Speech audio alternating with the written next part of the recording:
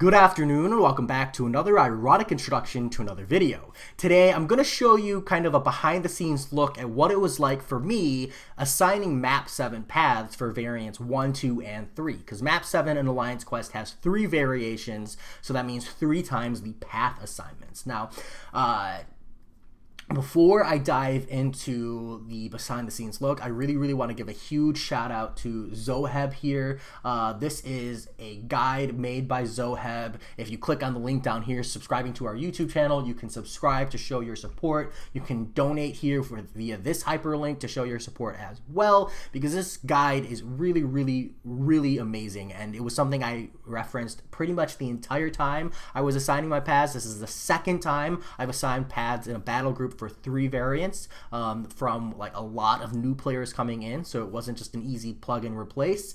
And this guide comes in clutch because I haven't done all the paths, and this allows me to see the champions, know what some good common counters are, and then also read up on the nodes for all 3 variants. You can see here they've got all of the fights, all of the defenders, the path numbers, common counters here in the right, and then if you scroll all the way down, here's the maps and node descriptions all in one place. Just an absolutely wonderful comprehensive guide.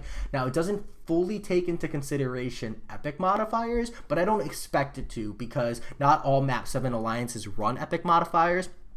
And they are relatively new, and it vastly changes the game. So if you're looking at epic modifiers, do be mindful of the counters, as some of these counters don't work as well depending on what modifier you're running. Just something to be mindful of. But even then, this is just like an absolutely amazing, wonderful resource that just deserves high praise. Go over to Zoheb, subscribe, and show your support. Really deserves it.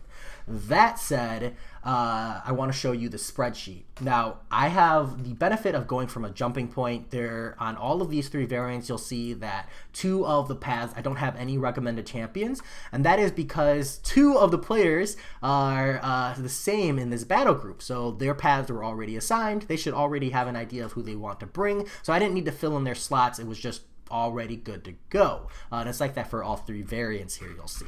But for the rest, these are the champions that I'm recommending, or the champions I had in mind when I assigned these lanes for these players to bring, because these nodes, some of them need or really have the strong desire for a specific champion counter or specific set, especially when you queue in epic modifiers. Now, from there, all of these paths and the way we have them set up was already determined. My alliance already had this made up. I didn't really tweak it because I didn't need to. So I do have that benefit as well. Some alliances will just run 1-1-1, like you run all path 1. We don't think that's efficient, so we have it lined up this way instead. And I didn't affect that. It was just a matter of placing people with all 3 simultaneously, referencing this guide in order to get an idea of what they would need in order to respond, and then moving forward from there. So in order to allocate players in here, in a perfect world, everybody has every champion, everybody runs every mastery, and then I can just put literally anyone anywhere I want. Unfortunately, that's not how MCOC works. So the first thing I needed to do was take the players and then find whether or not they run attrition masteries, find whether or not they're comfortable quaking, whether or not they're comfortable with Corvus, and whether or not they're comfortable with Ghost. And this is because these 4 questions are incredibly important for map 7. Attrition masteries vastly affects the roster of a player, and I don't want to make someone change their masteries on a weekly basis if possible. I want them to be able to lock in their masteries and just play. That's the kind of alliance we are. We're not like so crazy hard pushing that we force people to change their masteries. So this was incredibly important because some of these lanes might require like a Doom, or they might require like a Black Widow Clairvoyant with special spam, and you don't want to have a recoil champion there just bleeding out over the course of the fight. So attrition was important. Quake is important because for our alliance, Quake is essentially considered our strongest mini boss counter. She's incredibly efficient. She's good for Annihilus, Thing, and for Sasquatch, as long as the player can Quake and Shake. So I needed to know who the Quake players were before I started assigning paths. Corvus is your AQ staple, and Ghost follows up right behind. After that, I have a whole bunch of other champions like Captain Marvel Movie, Warlock, Torch, Dr. Voodoo, Omega, Sunspot, Hype, Gulk, and Doom, as well as Black Widow Clairvoyant at a later stage. And there's a whole lot more champions who apply to map 7 that I needed to pick and choose. Some of these are very, very specific, like Warlock is a particular counter that I know is needed. Gulk is a particular counter that I know is needed. Dr. Voodoo is very good for Acid Wash, one of the better options there. Omega Red, good for specific lanes and specifically like Cord counters here or there. And these are important to know. Now, they're not as important as these other 3, Quake, Corvus, and Ghost, but they're important. Specifically is the Captain Marvel movie and the Nick Fury, and I'll show you why in a moment. Now, as far as assigning lanes, excluding the 2 paths that were already assigned, I went for, first, what are the problem lanes? And the most problematic lane in Variant 1 is Can't Stop, Won't Stop. For us, we find that Captain Marvel movie Rogue Nick Fury is one of the best options here, accommodating the epic modifiers. Now, if a player has like a rank 3 thing or something, he's really good here as well, and there are other options, but honestly, Captain Marvel movie Rogue is one of the most consistent, most efficient item-wise for Variant 1. That's just what we've found, and it works very well. It also allows you to carry over into Tunnel Vision and not have to change up your roster at all. So that's how we've stacked it up. Now, for me, I only had a couple players who had Captain Marvel movie and Nick Fury ranked up for this, so it was just a matter of placing them there. For that, essentially, I took the player that didn't have a Quake. This way, I wasn't taking a Quake player off of the board or a mini-boss player. Now, your mini-boss killers don't have to be Quake players. For Variant 1, it is a Nihilist, so maybe it's a Doom or a Clairvoyant or a Sim Supreme player, and you want to pull them off, you place someone else here. But that was my first consideration. My second consideration was Gladiator Hulk. Now, I had 2 players as well here who had Gladiator Hulk, and there's a Starburst here. Now, you can get through Starburst with Corvus Glaive or like Ghost and Hood synergy. There are other options here as well that work very, very well. But Gulk really, really allows you to just deal with the node and not worry about it. Do that very, very efficiently. So I took the Gulk player that also had Warlock because this allows them to bypass the Delirium with a robot, and they have 2 champions benefiting Major League. Pretty simple. From there, I took the other Quake players and I allocated their lanes, including myself, based on where they could maximize Quake, where they didn't necessarily need Quake for their lane, but if they did need Quake, then they would be able to utilize her without having to use her like 20 times. Like, I didn't want someone to have to use Quake for 15 fights, unless it was me, because I'm confident I can do it.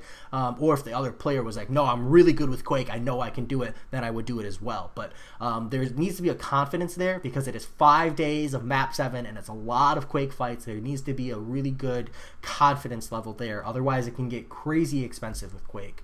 And then allocated them to lanes that I thought were reasonable. So the first Quake player I put up here was backup Counter Tactics Bane, because Counter Tactics doesn't need a specific counter. You just really want like a high damage dealer. And then Bane, you want like a Mystic Nullify or a slow champion in order to deal with the Mystic champions here, because there's like an Unstoppable Colossus and a Juggernaut here, just to kind of like deal with the unstoppability, so you don't have to worry about it. Doesn't need to be a Mystic, could be a slow champion. That's just what I put there for now. And then this really gives them a lot of flexibility with +2, because they're also backup in section 1, allowing them to really help with those minis, as well as me down here on the Prove Yourself, Strength in Numbers allows me to help assist with the minis. So now we have 2 people who are very clearly able to help push minis, and that's a really, really big stopgap in Alliance Quest and very important. From there, it was just a matter of divvying out maybe like another Captain Marvel movie player, Corvus Glaive, nothing too crazy.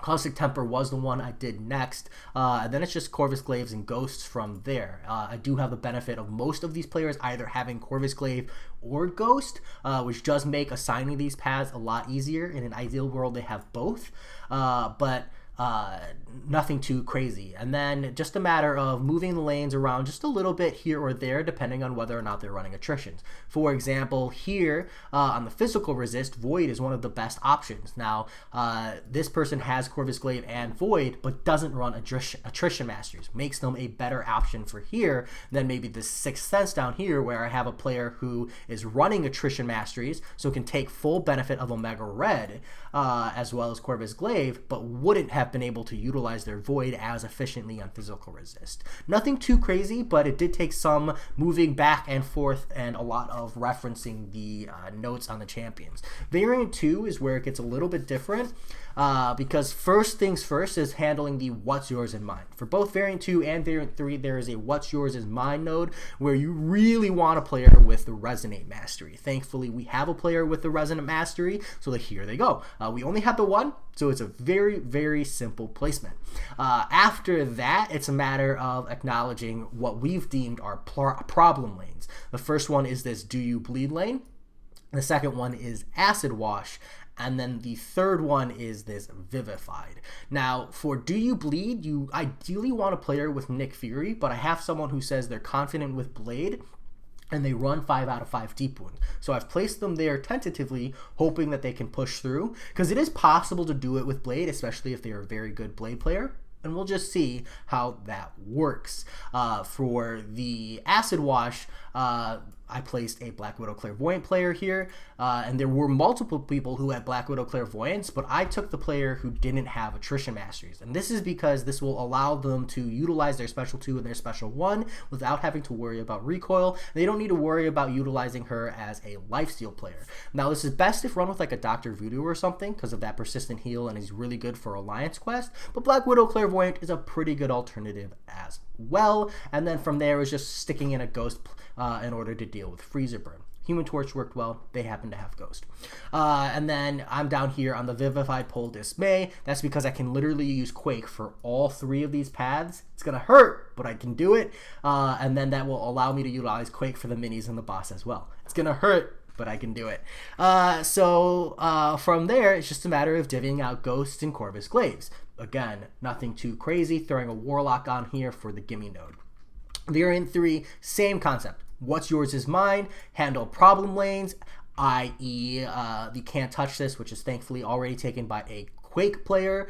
The Acid Wash lanes as well. Not as many problematic lanes in Variant 3, but this one is, rather than focusing on like Corvus Glaives, which was really, really prevalent in Variant 1, in Variant 3 it's really heavily centric on Corvus Glaive and Ghost. Big key on Ghost, because like One Eye Open is best done if with Ghost or Corvus Glaive with Intercepting, and just a matter of allocating it from there. But you can get the sense that you have 1 or 2 lanes that want like a niche answer, like What's Yours Is Mine with Resonate, or Starburst with Gulk, Delirium maybe with like Warlock or Sentinel, etc. But from there, it's all about the Quake Ghost Corvus Glaive.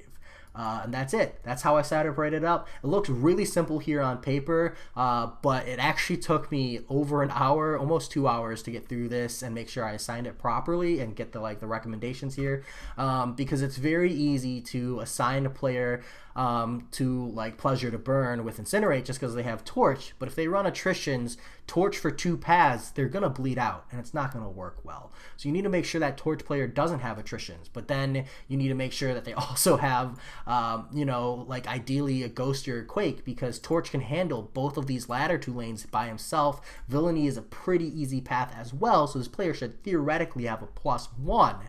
You want a boss killer there in order to maximize your roster, because these are easier lanes. It's the harder lanes where you don't expect people to help or assist with the minis because they're already dealing with the harder fights.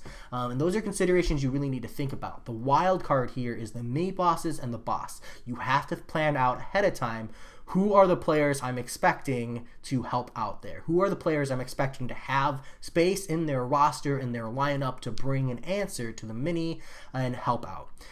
So nothing too crazy. That's really how I set it up. That's just a quick look behind the scenes. It's not like a full guide on how to do it, just how I did it. I'm sure there are lots of ways to do it, but as always, I hope you enjoyed, and I'll talk to you all later. Peace.